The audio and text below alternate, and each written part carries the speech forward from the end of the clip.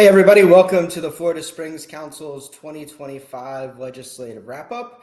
I'm Ryan Smart and I'm joined today by FSC Communications Director Chloe Dougherty, who has been doing a lot of the work both on social media, which you all see, but also behind the scenes in the Capitol this year, getting out all the alerts and working with us on the legislative policy side. So Chloe and I are going to be walking you through a bunch of the bills that passed this year, both good and bad, also talking about some of the bad legislation that we were able to stop. And as many of you probably know, the policy side of session is mostly over, but they have not been able to come up with a budget, which is the one thing they are constitutionally required to do. So they're coming back at some point to try to finish that up. And we'll talk a little bit about what issues are at play there, both from a fiscal and policy element. But before that, Chloe, will you take us through the house cleaning?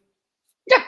So thank you, Ryan, and thank you everyone for joining us. We are live on both Facebook and YouTube.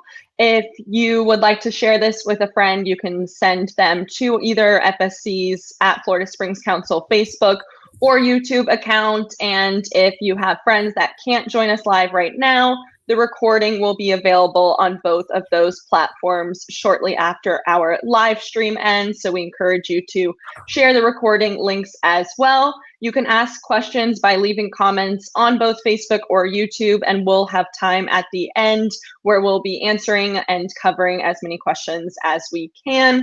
There are QR codes throughout the presentation for action alerts. We will have those QR codes on the screens, but if you can't join those if you can't scan those because you're using your phone or something, we'll also drop the links in the comments. So be sure to look out in the comments as well.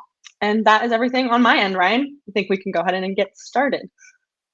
Awesome. So we went into this session with a handful of priorities for 2025. And I think, big picture, this has been the best policy session since I've been doing this work in environmental policy in the legislature. So there's a lot to celebrate, both in terms of what we managed to get done and what we managed to stop. We got some of our priorities on the screen. Obviously, a big one for us, and I know millions of Floridians around the state, was to pass legislation to protect our state parks from resorts, golf courses, and other inappropriate developments, prohibit oil drilling in Apalachicola Bay, stop any kind of proposals that would surplus conservation lands that have already been acquired and turn those into intensive agriculture. And of course, as always, just trying to keep ahead of any really bad bills that is coming from the regulated industry or development community. We were pretty successful on all of those. I think, at least the worst of the growth management stuff did not pass this year. Our final priority was increasing Springs restoration funding. And as we said, we still don't have even the outline of a budget for this year. So that one is still up in the air. And I think at this point, most people would be happy just to keep the funding that we usually get, because a lot of environmental priorities seem to be on the chopping block. But this was a great session, and a lot of that was thanks to you all. FSC members and followers sent out over 11,000 emails this session. That is a tremendous, tremendous number, both in public committee meetings and behind the scenes. We heard over and over again about the number of emails and calls that our members were generating. And it really did have a lot to do with why we had this very positive outcome in the 2025 session. So we thought we'd start with some good news and look at some of the very good bills that passed this year. Yes, thank you, Ryan. I'm happy to start with one that probably had the most overwhelming support and attention going back to this past summer. This is the State Park Protection Bills. This is House Bill 209 by Representative Snyder and Representative Gossett-Seidman, and Senate Bill 80 by Senator Harrell. This is the State Park Preservation Act. Ultimately, what these bills will do is prohibit the development of golf courses, resorts, pickleball courts, and other harmful development in Florida state parks, and also increase public awareness and engagement by requiring a 30-day advance notice for public hearings related to land management plans. But going back to this past summer, these bills were filed in response to last year's proposals to develop Florida state parks into golf courses, resorts, pickleball courts, and more at Jonathan Dickinson State Park, Anastasia State Park, and 9 other proposals that came to light as part of the Great Outdoors Initiative by FDP. And following the massive outcry against these proposals, Floridians showing up and protesting, many of you, I'm sure, watching this webinar were probably engaged, whether showing up in person or sharing posts online. We were fortunate to work with some of our legislators to get these bills filed to prevent these proposals and more happening in the future. So this was filed in response to those disastrous proposals. When both bills were filed at the beginning of the legislative session, the conservation community did have some concerns about the bills as they were originally filed, and a group of over 70 conservation organizations and businesses sent a letter to Senator Harrell and Representative Snyder asking them to strengthen their bills, to remove concerning language such as to the maximum extent practicable, and to close any remaining loopholes for developers. Ultimately, HB 209 and Representative Snyder listened to constituents' concerns and in committee meetings amended and strengthened his bill. Unfortunately, on the Senate side, there were several attempts to weaken the bills. For example, Senator Gruters filed an amendment in the bill's third and final committee that would have opened the door for golf courses, so the opposite of what we were trying to do. Luckily, despite Senator Gruters being the chair of that committee, the amendment failed and the bill passed that committee without the concerning amendment. That was incredibly thanks to advocates quickly mobilizing to reach out to committee members and to bring our concerns with that amendment to light. And so both HB 209 and Senate Bill 80 both passed their committee meetings and ended up on the floors of the legislature. HB 209, when we got to the Senate floor, was substituted for SB 80.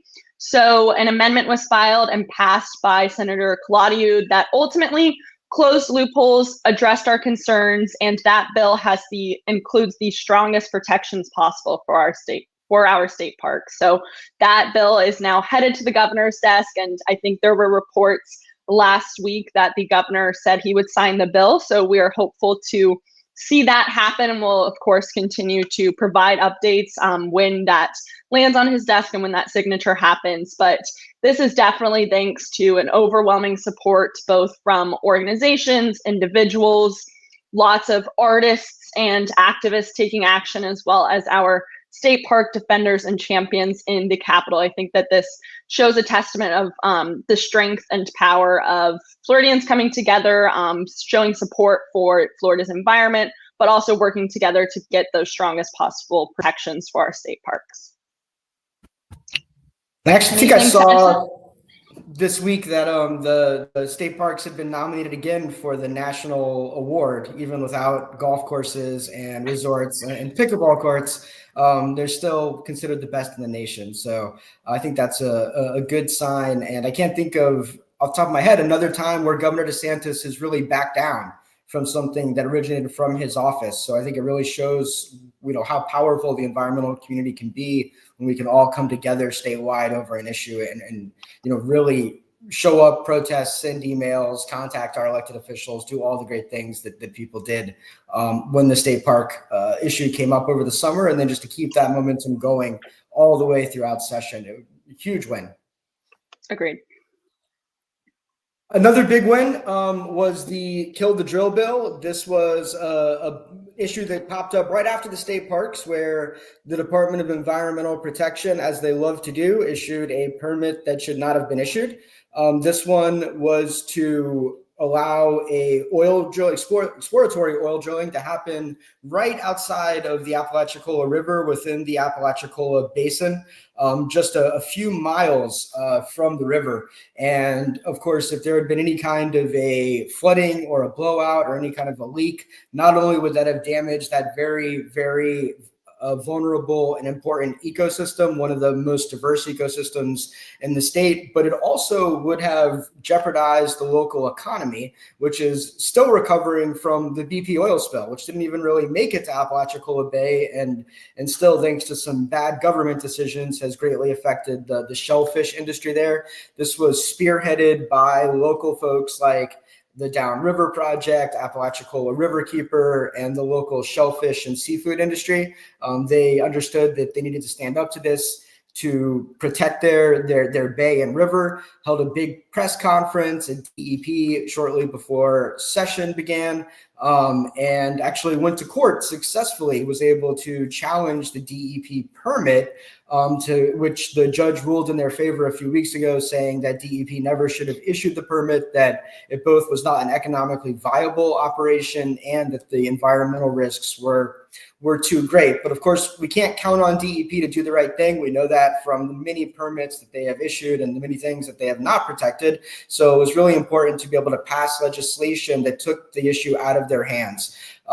We owe a real big thanks to Representative Jason Schoaf and Representative Tant. They really spearheaded this issue in the House and came right out of the gate with a very, very ambitious bill that would ban oil drilling within 10 miles of any of the national estuarine research reserves. We have 3 of those in Florida, one over there in Apalachicola, one between Jack's Beach and St. Augustine, and one down near Naples at Rookery Bay.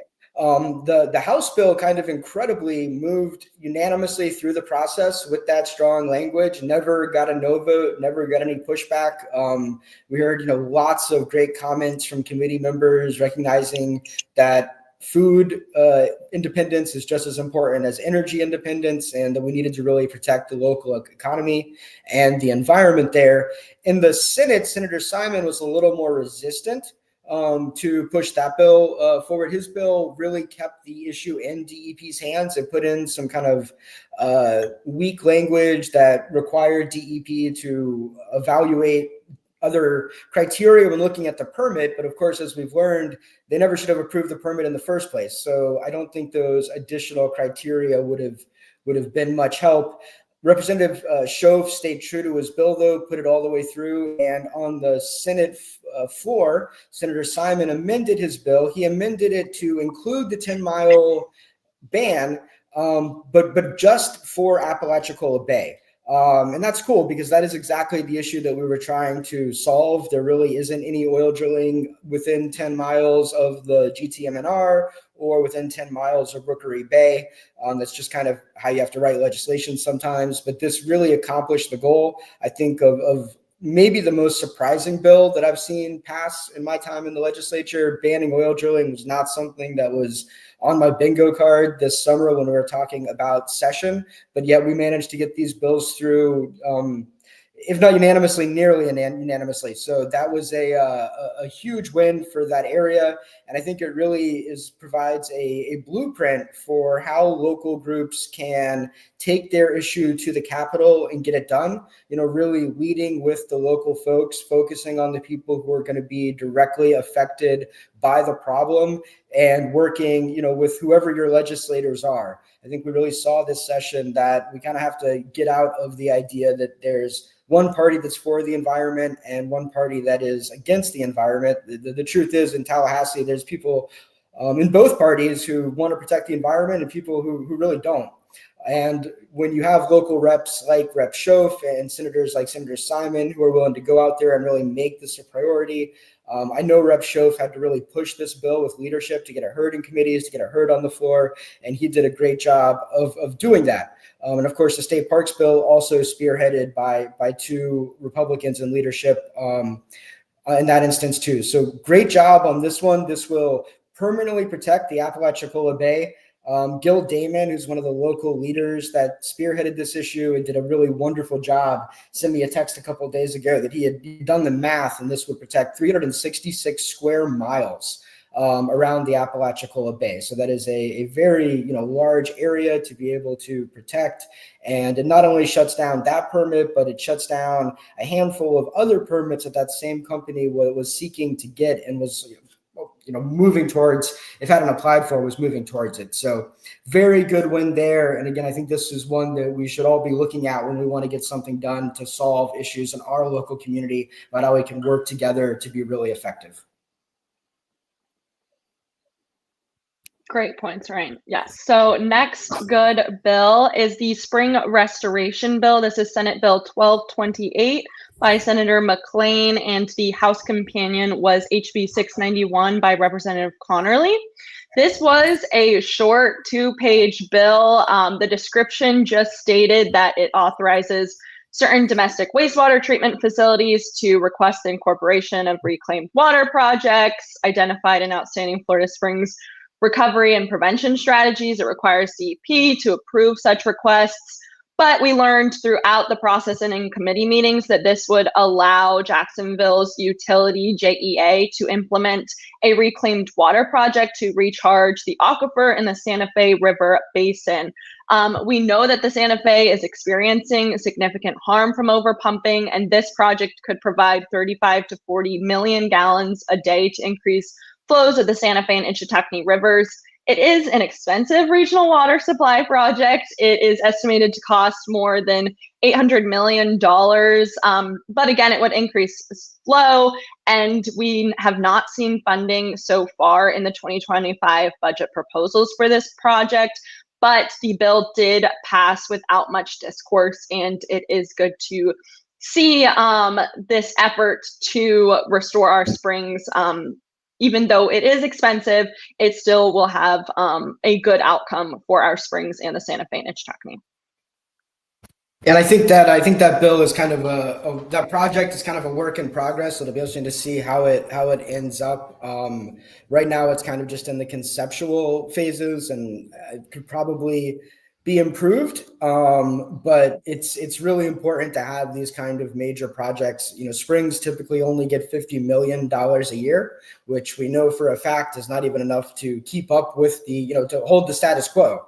And of course, the status quo for springs is most of them are polluted and suffering from significantly declining flows, in some cases causing significant harm, as is happening in the Santa Fe and Ichetucknee.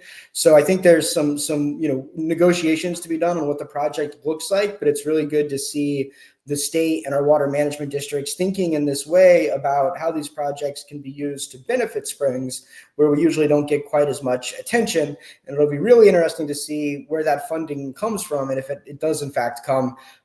It's actually, I believe, a 12-year plan. It's a long time. It's a very, very big project.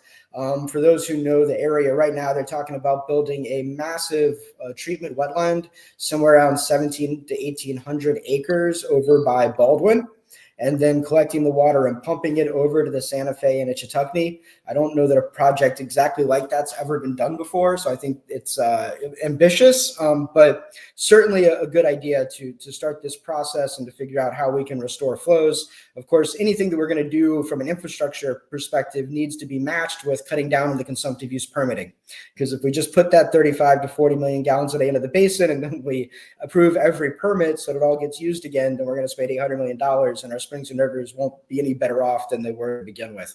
So definitely, something to keep our eye on, but it's a good bill and a good project, and something we're happy to be able to work on going forward. So this next one actually started off as something not on our radar. It didn't kind of jump onto our radar until the very end. The Senate and the House had both proposed bills called water management districts that had quite a few things to deal with how our water management districts operate. Some of the things that did not end up passing, one I thought was a really good idea, since our water management districts will not, they levy ad valorem taxes.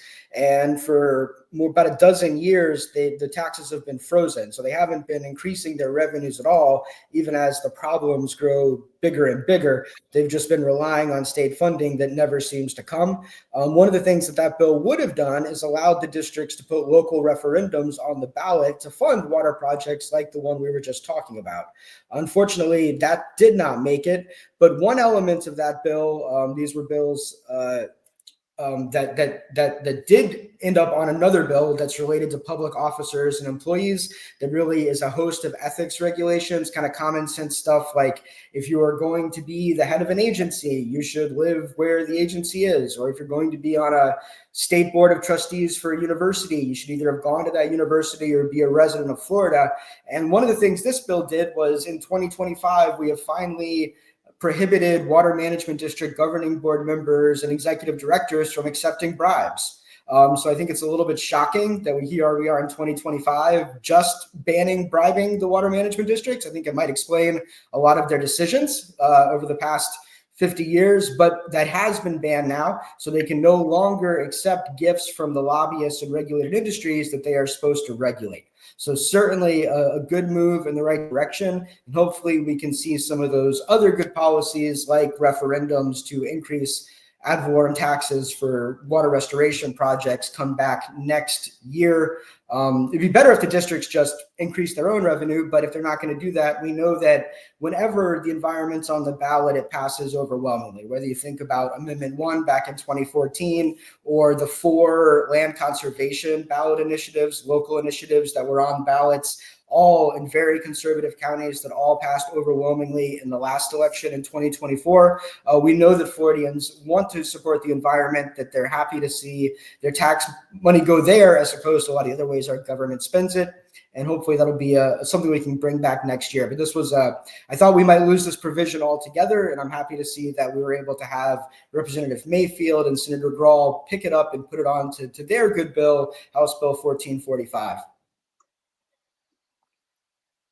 Now we're going to talk a little bit of bad news. So while it was a great session, as always, there were some bad bills that did pass this year, and we want to tell you those so you kind of know how the law has changed. We're going to start out with probably, in my opinion, definitely the worst bill this session. This is the Constitutional Amendments Bill. As most of you are probably aware, there were 2 controversial ballot initiatives in 2024.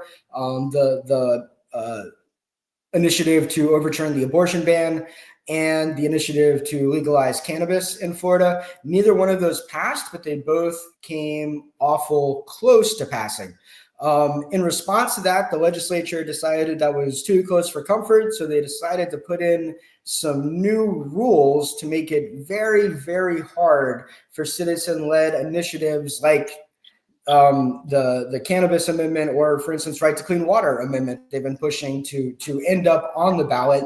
Some of the things that they've changed from what the law was they're now prohibiting volunteers from collecting more than 25 signed petitions. So for anyone who was used to going, whether it was to a store or a local event and bringing all the petitions and handing them out and then collecting them back and then turning them in, that can now only have up to 25 of those. If you're a volunteer, more than 25 petitions in your possession will be a 3rd-degree felony. It also, and I think something that's meant to make people not want to sign petitions in the first place, it requires everyone to put their driver's license number and their last 4 digits of their social security number on the petition forms, which might not be that bad of a deal if they didn't require those petitions to be public records. So, anyone who is going to, we're kind of lucky they also didn't ask for your mother's maiden name, I guess. But, anyone who fills out a petition, any of us could then do a public records request for all those petitions, get everyone's personal information, including their name, their address, a lot of stuff that I think folks are not going to be comfortable putting out into the public. This certainly is not intended to protect anyone. This is intended to try to deter people from signing petitions. It prohibits felons, non-citizens, and non-Florida residents from collecting petitions. I worked on some constitutional amendments very early in my career, and there's companies across the nation that this is what they do. So you hire those companies and they come in and they bring professional petition collectors who are very, very good at their jobs, know exactly what they're doing, know how to for those who don't know, it's very, very hard to get a petition on the ballot. Not only do you have to collect an enormous amount of signatures, but you have to collect them from all over the state. So even when you have a great volunteer network, there's always those places that are hard to reach. These groups are very good at doing that by making it so non-Florida residents can't collect petitions. It really makes it harder to recruit those folks. And then it prohibits paying on a per petition or per unit of time basis. For a legislature that loves to talk about the free market so much, this is certainly a very anti-free market bill. It requires all petition collectors to re-register. So they've already had to register once, and now this is going to revoke their registrations so that they can go through a brand new and improved training and then get registered again. That the training is not a bad idea, but you could certainly require that training without revoking everyone's current registrations.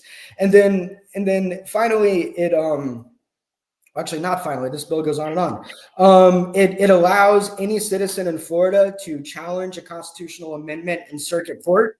So anyone in Florida who didn't like what was being passed could basically make a claim that fraud was happening, and the petition sponsor would then have to defend that claim in circuit court or risk having the amendment stripped off the ballot. It requires petitions to be submitted to the supervisor elections in the county where the voter resides within 10 days. So, if you're over at Manatee Festival or something in Crystal River collecting petitions, those petitions, then you can't just send them all to the local supervisor of elections. You have to be able to get those within 10 days to all the various supervisor elections. If you do that, not only do the petitions not count, but it becomes a major fine on the sponsoring organization. And then it has strict timelines for the local supervisor of elections to transmit those petitions to the division of elections at the state. And of course, they did not provide any additional funding or resources for the supervisor of elections to be able to meet this new, really unfunded mandate, which they should not have been able to do in this way, but they obviously did. It requires petition signers who sign a petition to be notified that their petition was submitted in their name, and gives them an opportunity to rescind the petition. And I think, this really shows what the intent of the bill was. If you misspell the county, or you put the zip code where the city should have been, they don't give you an opportunity to fix that. They don't tell you that you did something wrong. They just throw your petition away. But if you do everything right, they then send you kind of a scary letter saying, hey, here's all this legal mumbo jumbo related to your petition, and if you want to rescind it, you're welcome to. Every petition has to have a fiscal impact statement. If you've ever, filled out a petition, you'll see the fiscal impact statement. They've politicized that process by allowing the legislature to appoint the people who write that fiscal impact statement, which means that we may not get as accurate or fair fiscal impact statements as we have in the past. And of course, those are not only on the petitions, but they're also on the constitutional amendment. It did do one good thing. I guess if you're going to do that many bad things, you kind of have to do one good one.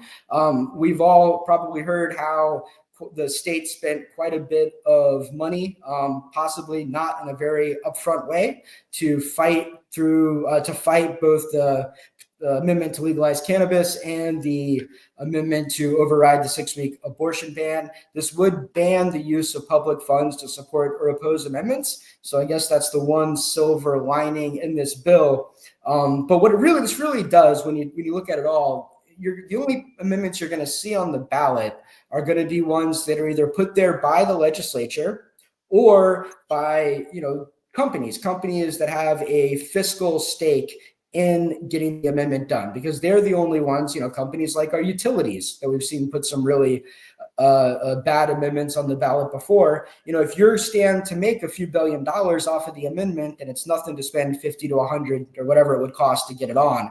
But of course, for most of the things that we work on, like right to clean water, it's not us that benefit financially. We're doing it, for the benefit of the whole state.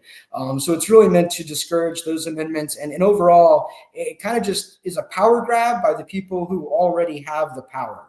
And I think, if there's one thing that I really can't stand, it's when the people in power stack the deck even more than it already is. So that's a long one, but I wanted to spend some time on it because I think of all the bills that passed this session, that's probably the one that's going to have the longest tail and the biggest impact on our state going forward. Yes, and unfortunately, another bad one. This is SB 1388. This is vessels by Senator Trumbull. Its House companion is HB 1001 by Representative Griffiths.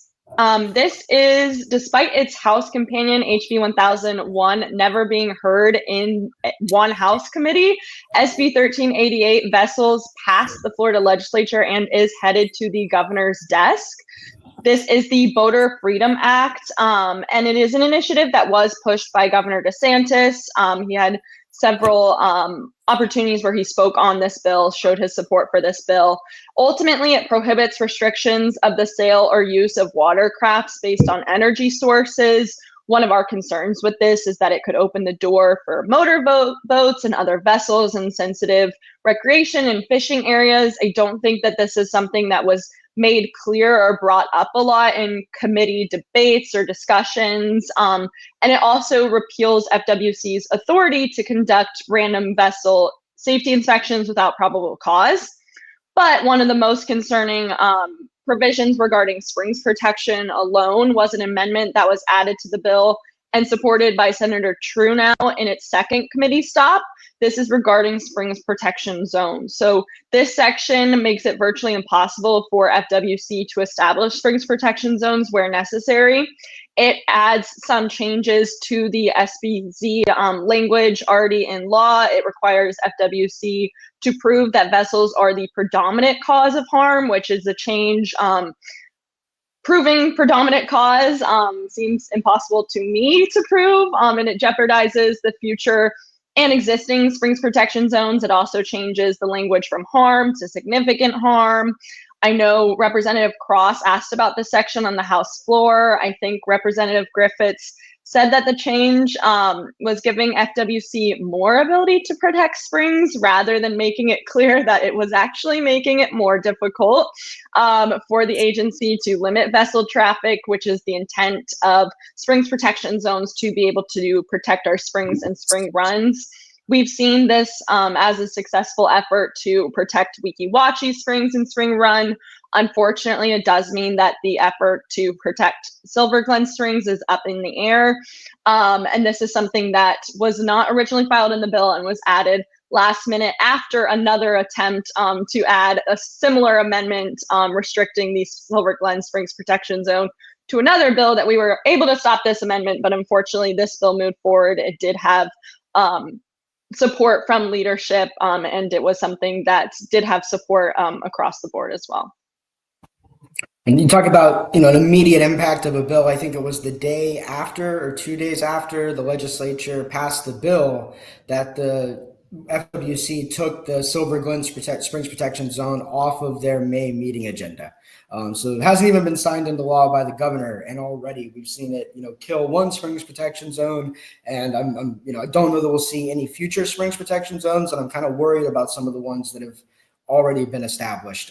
So bad bill, and really can't stand the disingenuous remarks when I think also Senator Trumbull said that this bill was to protect springs when it does absolutely the opposite.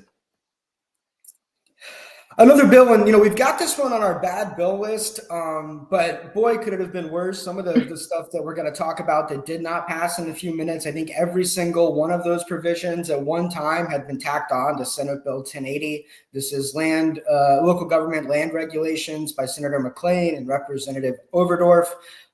As the bill passed, it really does two major things. It sets deadlines for local governments to process applications for development orders and permits, and then requires local governments to refund a portion of the application fee. That's going to be especially onerous on some of our small rural local governments that don't have big planning staff. So they get, overrun by applications. And of course, developers can talk and they can all submit their applications on the same day if they want to. And it's, there's no provision for that, but it gives them a very short timeline to be able to process those applications. The other thing it does is it requires impact fees to be phased in. Developers have been complaining because there'd be no increase for 4 or 5 years on impact fees. Those are the fees that developers pay for the impacts their developments are going to have to local infrastructure like roads, hospitals, schools, things like that. So this requires a more phased in approach to development fee to impact fees so that they don't hit all at once. So nothing good in that, but certainly compared to what this bill could have been, I think it actually kind of ends up being a win. As you'll see with some of the stuff that we're going to talk about in a few minutes that was originally have been put onto this bill. And on the environmental side, this is probably my least favorite bill. You can see the QR code there. Our good friends at Waterkeepers Florida that do a great job have an action alert asking Governor DeSantis to veto this. This is the Wetlands Mitigation Banking Bill. This bill does two things. First of all, it allows developers to get the benefits of wetland mitigation bank credits before the mitigation has actually been done, right? So this is kind of like if you were, going to get paid for next year before you worked. Might not be a bad idea for that, but certainly a bad idea when it comes for developers, because we know that the developments are going to be built, right? When they get these credits, they're going to build. What we don't know is, will the mitigation banks be built? And if they are built, will they actually have the desired effect?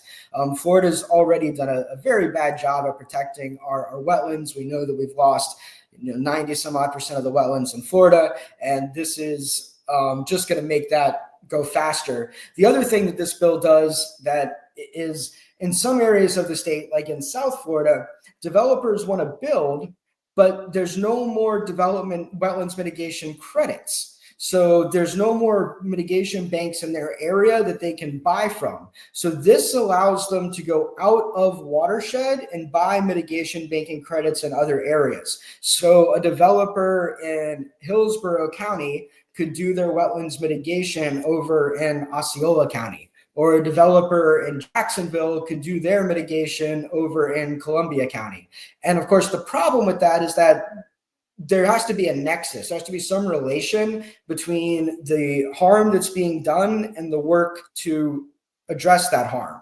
And if you build a new wetland over in Osceola County, it's not going to do anything to make up for the issues that are being caused by those developments in another area. And this isn't just environmental, but when we think about some of the major flooding concerns, one of the reasons that we have so much flooding is because we have so much impervious surface, right? We've covered so much of the state with asphalt and concrete that the water has nowhere to go. So it ends up flooding. Wetlands are really, those were the natural sinks. Those were the places where that water could be stored without impacting the built environment.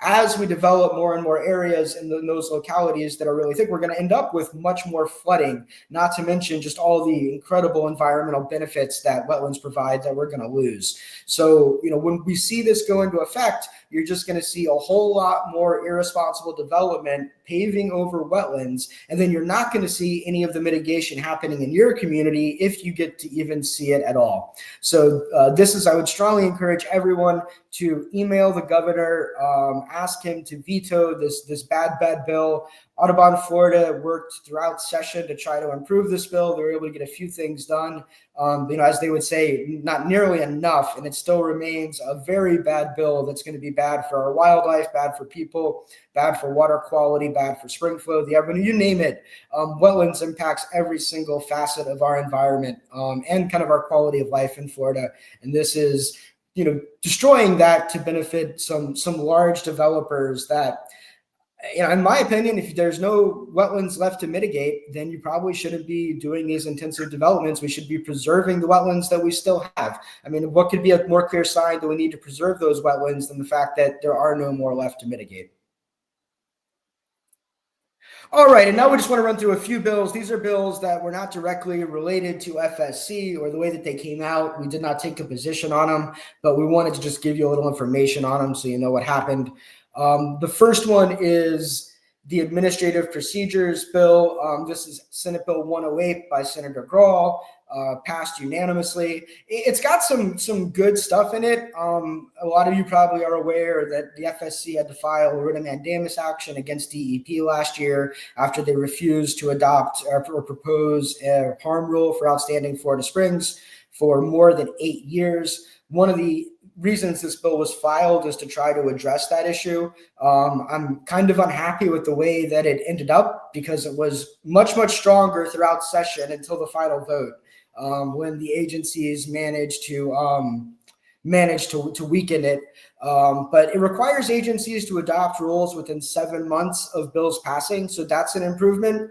And instead of just being able to grant themselves a extension every year, if they can't meet that 7-month deadline, they actually have to go to the Joint Administrative Procedures Committee, which it's a joint legislative committee, so made up of House members and Senate members.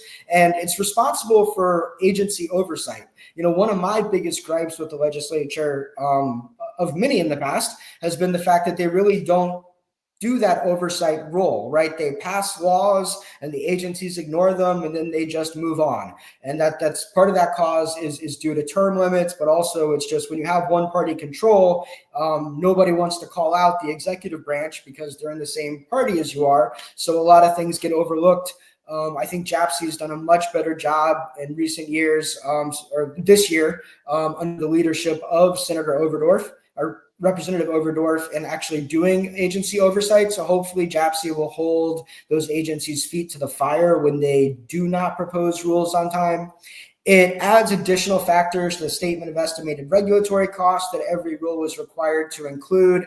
It has a provision that all rules must be ratified. So rules that do have a cost have to go through legislative ratification. Basically, the legislature has to vote to approve them. It says that vote has to happen the next session. Hopefully that means that the legislature will be more proactive in approving rules and not use that provision as a way to kind of pocket kill rules by not hearing them in session.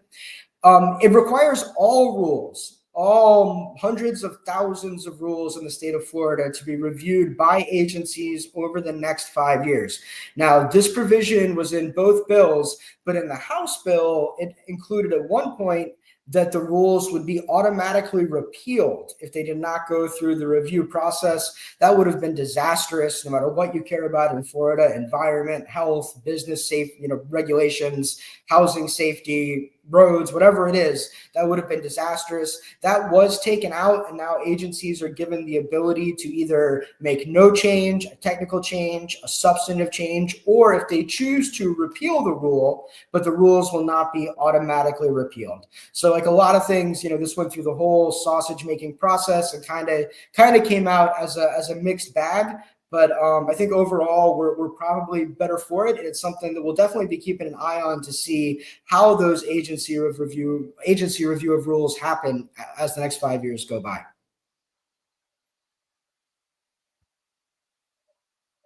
Okay, and geoengineering.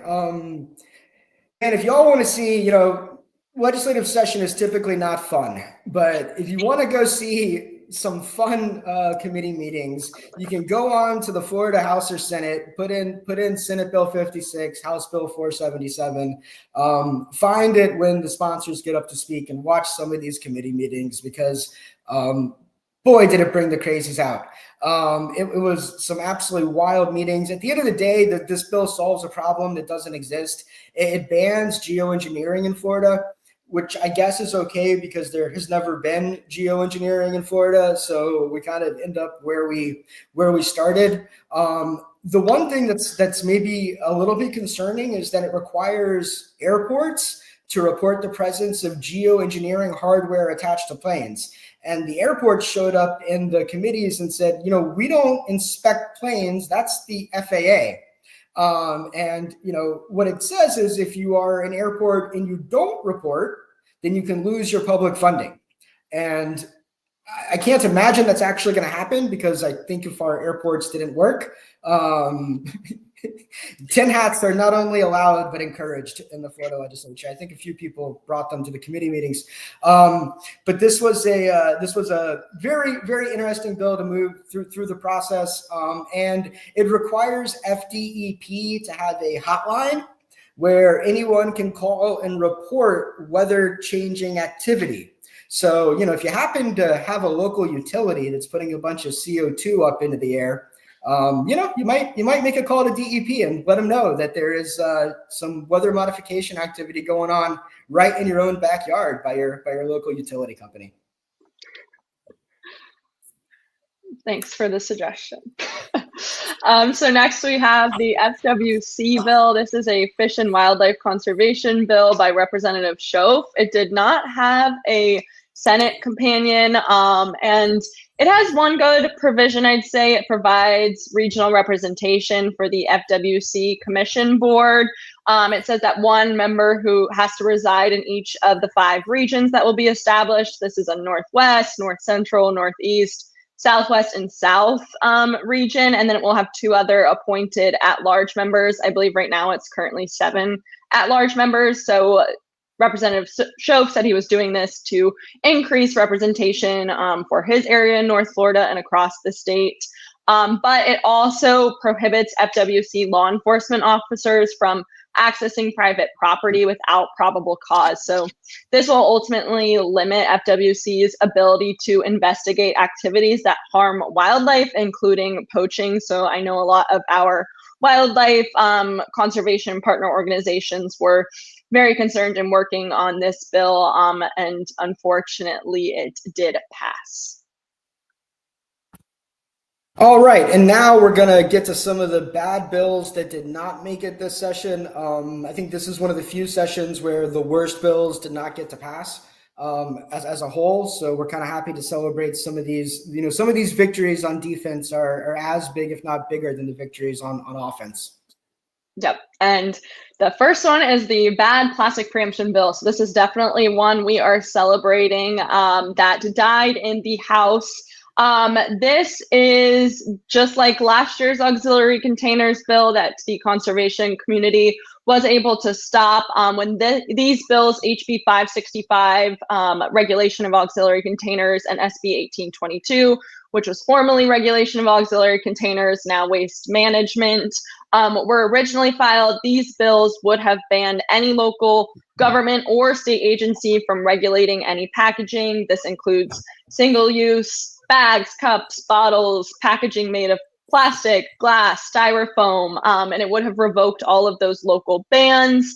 It also would have, when it originally was filed, impacted rules in place that keep trash out of our waterways, including at our state parks. So for example, when you go to Itchitucknee Springs State Park, you cannot bring disposable containers or bottles, any plastic bottles, on the river. Same at Rainbow Springs, Weeki Wachee, as well as other bans across the state. Miami-Dade has a local styrofoam ban, and this bill would have taken away all of those local regulations and expanded the current statewide preemption that is already in place. So back in, I believe it was 2008, the legislature told DEP to conduct a study on a retail bags report, and they did that in 2008 and then again in 2021. So we've asked DEP to come up with these recommendations or suggestions. The word recommendations was contended in on the Senate floor, but we asked DEP to come up with different suggestions for what the state can do to take care of plastic pollution, to clean up our waterways. They came up with these suggestions. Instead, the state has continued to expand this preemption and continued to push these bills. So I'm going to go a little bit through what happened with each of the 3 different bills here on the slide, starting with HB 565. This was the regulation of auxiliary containers bill filed by Representative Blanco. It did pass its first committee, but thankfully it was temporarily postponed in its second committee. That is thanks to advocates bringing their concerns to the bill sponsor, Representative Blanco, to the chair of the bill's second committee, that was Representative Rizzo. They listened to their constituents, temporarily postponed this bill, and this bill was never heard again in any committees. So that was one win we had in trying to stop this plastic preemption. Now, Senate Bill 1820 was another story. It made it all the way to the Senate floor, unfortunately, but not without some changes and many amendments to try to stop the bill, to try and improve the bill, whatnot. So SB 1822 by by Senator Martin, sorry. This bill was originally, like I said, regulation of auxiliary containers. In one of its committees, it was amended to add language from a different bill about a local Miami waste incinerator, which changed the title from regulation of auxiliary containers to waste management. We brought up advocates on 2 separate occasions to join us to try and speak in opposition of this bill. And both meetings, the meetings took hours, but our advocates saw it through. The bill was heard both times last on the agenda, so our advocates unfortunately had to sit there for hours. And in the third committee, we were given less than 30 seconds each to speak, unfortunately. But we did have one good outcome in this committee, thanks to Senator Bradley, who was a champion against this bill last year. She helped get an amendment passed on this bill that removed state parks from the preemption, meaning that the bans in place at our state parks, like I mentioned, were removed from the preemption. Even though that was a good progress for the bill was still ultimately bad for Florida's waterways, which we knew it would have impacted still over dozens other local bans, including the ban at KP Hole Park, which keeps plastic pollution out of Rainbow Springs, for example. So we still continued to oppose and fight against this bill. One other note, and then in that committee meeting, the amendment also allowed glass on beach bans to stay in place, which I think Ryan had mentioned this in his comments there.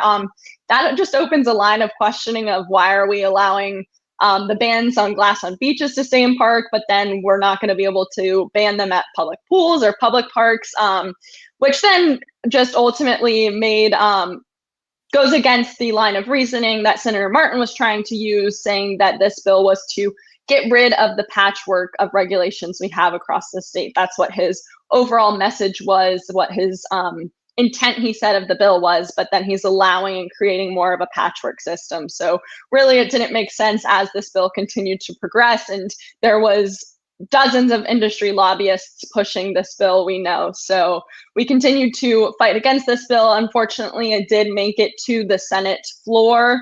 And once it got there, it was quite a whirlwind of events in the final week of session.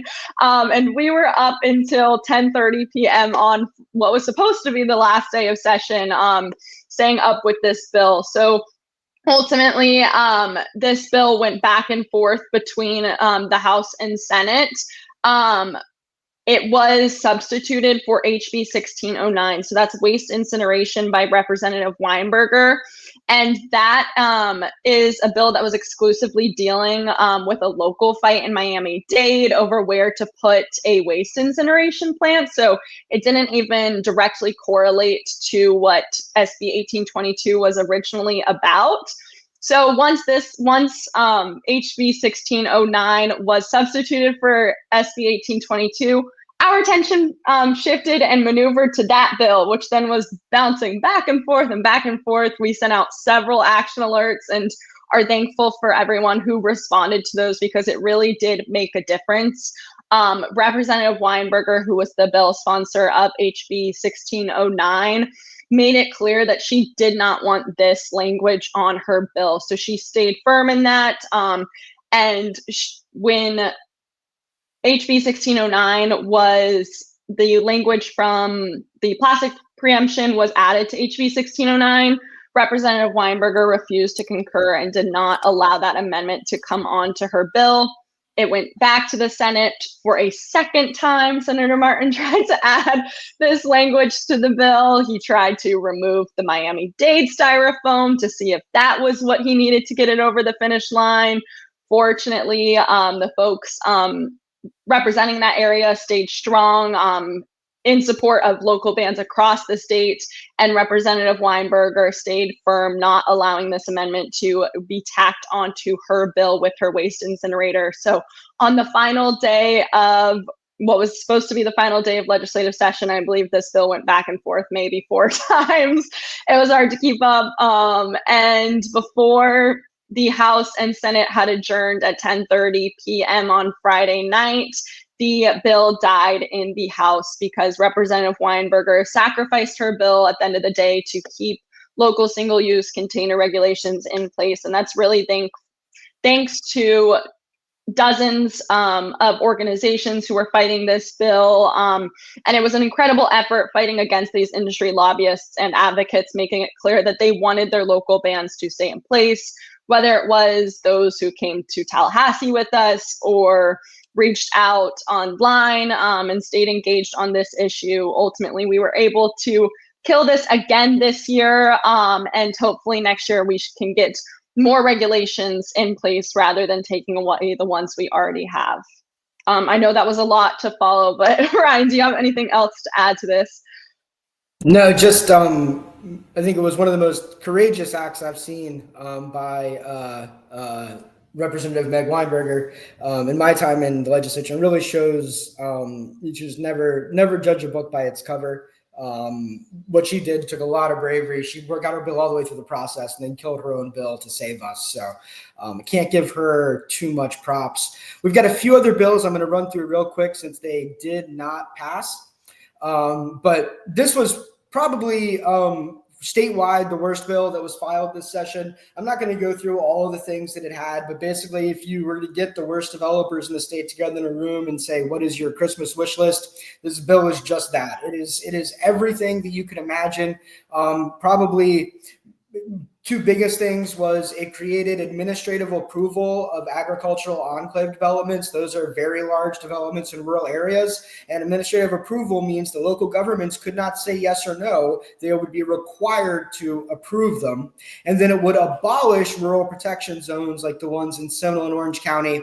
You can see there's, deck stacking, all the normal stuff we see. But this bill would have been an absolute nightmare for the same rural lands that the Senate and the legislature, loves to say that they want to protect. This would have really done them in. Almost every provision in this bill at one point or another ended up in another bill, and we're very lucky to be able to beat all those back during session.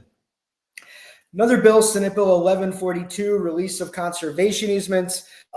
This was a bill that was pitched to be solving a problem for one property in South Florida where a guy had a conservation easement in the middle of an industrial park. He thought, well, wouldn't this be better off in another area?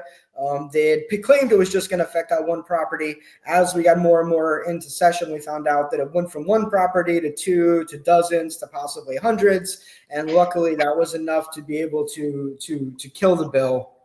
And finally, former phosphate mining lands, House Bill 585, looking out for those poor phosphate companies like Mosaic. Right now, if you're a phosphate company makes someone sick because their mining activity releases chemicals, contamination, you can basically go to court and the person filing who's got sick has the benefit of the doubt when it comes to proving their case in court. If they can just prove the basic elements, then they're guaranteed to win. This provided a very burdensome process that a homeowner or renter would have to go through to be able to prove that it was what we all know it is, which is the phosphate mining companies' activities that were making them sick. It would have been a shield for phosphate mining companies. This one, again, not only did this bill move, but we saw this put onto multiple other bills and then taken off at the last minute. So we're very happy to see all of those die.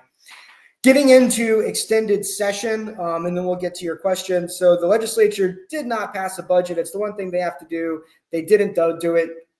So they are coming back. We don't know exactly when. They were supposed to be back today, but the House showed up just to extend session until the end of June. Yay. but they did not actually get any work done. And it's not exactly clear when they are going to be able to get any work done. And here is why. They are very far apart on passing a budget.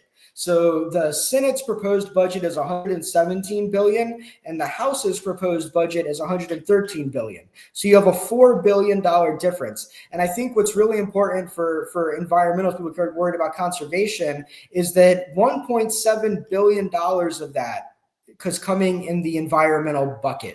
So to get those savings, the House is really proposing to slash some environmental programs.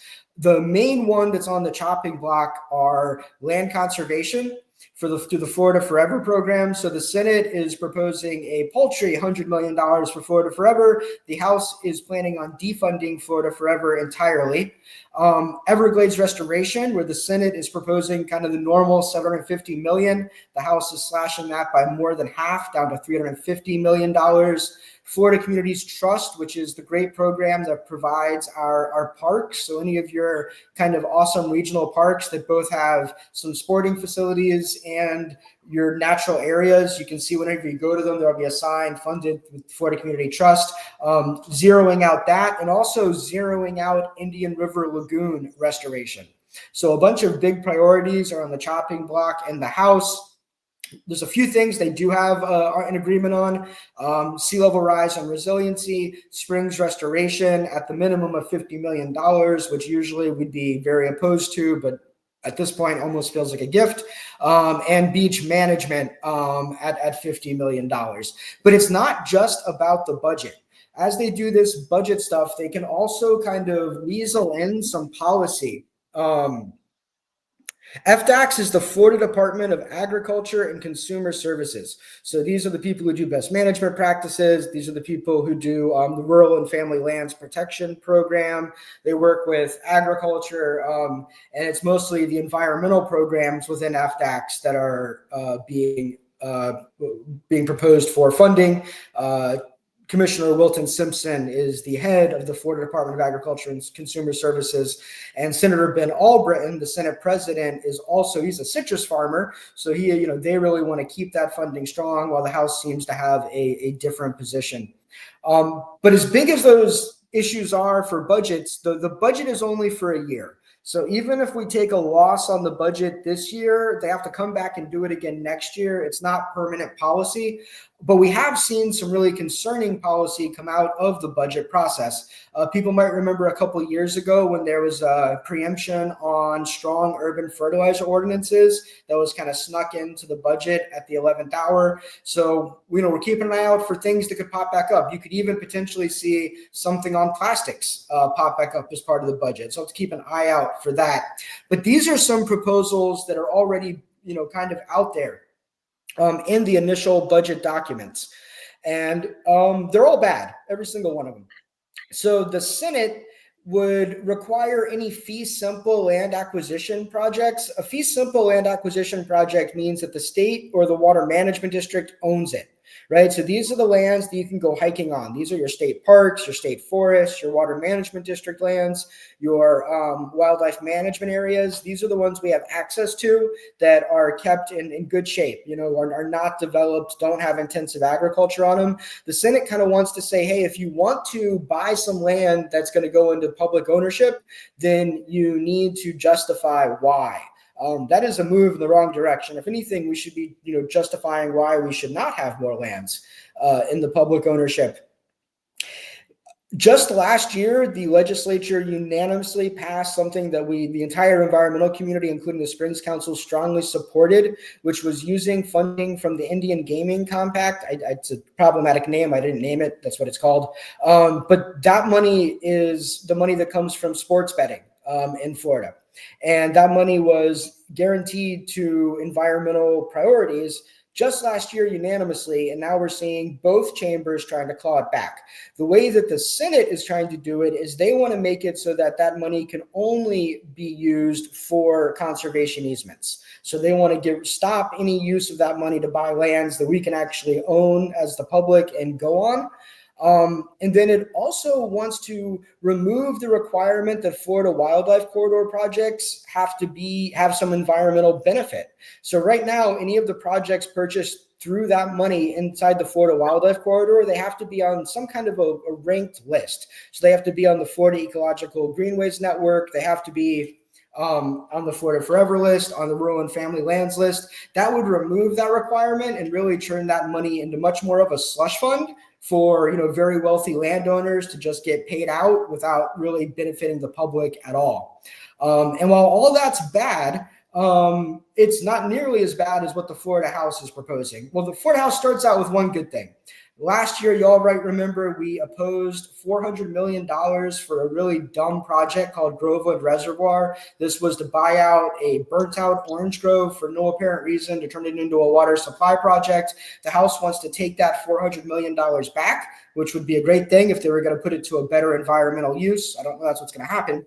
More concerningly, they also want to take back more than $600 million already given for Florida wildlife corridor acquisition.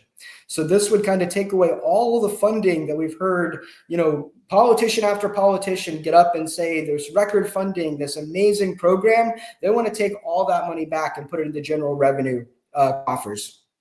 And while the Senate just wants to take the gambling funds and not allow it to be used for fee simple publicly owned land conservation projects, the House wants to repeal the same thing that they unanimously passed last year. So every single person who is saying that we should repeal this program voted for it last year. And I think they need to be held, they need to explain it, right? They need to explain what changed in the past 8 months from this being the best thing since sliced bread to a terrible idea for the state.